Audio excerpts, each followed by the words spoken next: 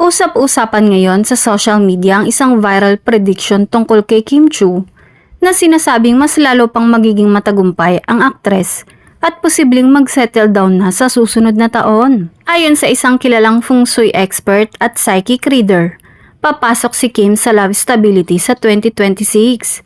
Bukod sa patuloy na pag-angat ng kanyang mga proyekto sa TV at pelikula, posible din daw na dumating ang oras na pagtuunan niya ng pansin ng kanyang personal na buhay.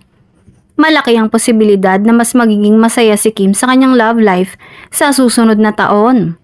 Makikita natin siyang mas payapa at handa na sa mas seryosong commitment, ayon sa pahayag ng psychic.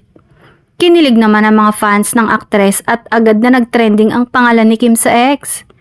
Marami ang umaasa na ito na ang simula ng bagong yugto sa kanyang buhay. Lalo na't matagal nang hinihintay ng supporters na makita siyang masaya, hindi lang sa career, kundi pati na rin sa pag-ibig. Sa ngayon ay abala si Kim sa kanyang mga proyekto at teleserye, hosting at upcoming concerts. Pero ayon sa kanyang mga fans, kung sakaling totoo ang hula, handa silang suportahan ang kanyang mga magiging desisyon. Ayon sa mga haka-haka ng fans at ilang entertainment insiders, si Paolo Avellino ang itinuturong pinakamalamang na magiging partner ni Kim kung sakaling mag-settle down na siya sa 2026. Matatandaan na madalas na silang nauugnay nitong mga nakaraang buwan dahil sa kanilang mga proyekto at on-screen chemistry.